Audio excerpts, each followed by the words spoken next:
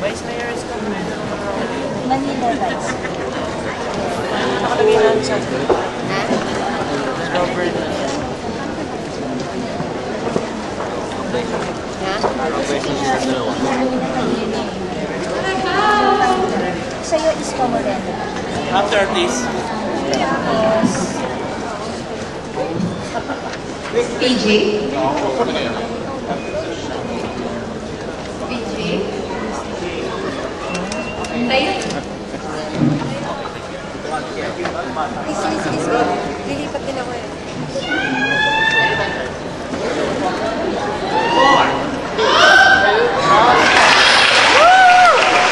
We are down to our last 6 major awards. At itong susunod natin ipipresent ay para sa mga direktor.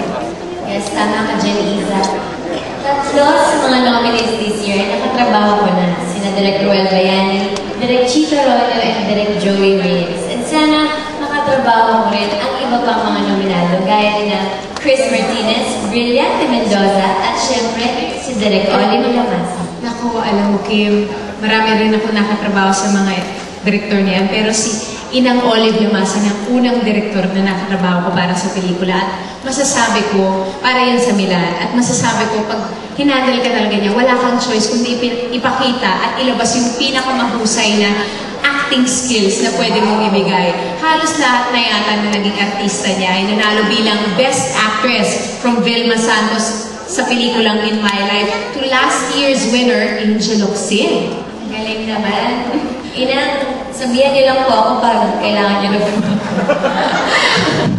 Ready ka na ba, Kim, sa Best Actress Award?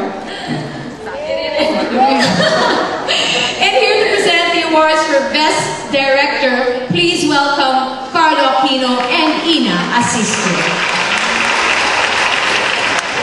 And the nominees for Indian Movie Director of the Year are For Indie Movie Director of the Year, Adolfo Alex Jr., Mater Dolorosa, June Robles Nana, Waka, Tony Lee, Amorosa, The Bench, Ian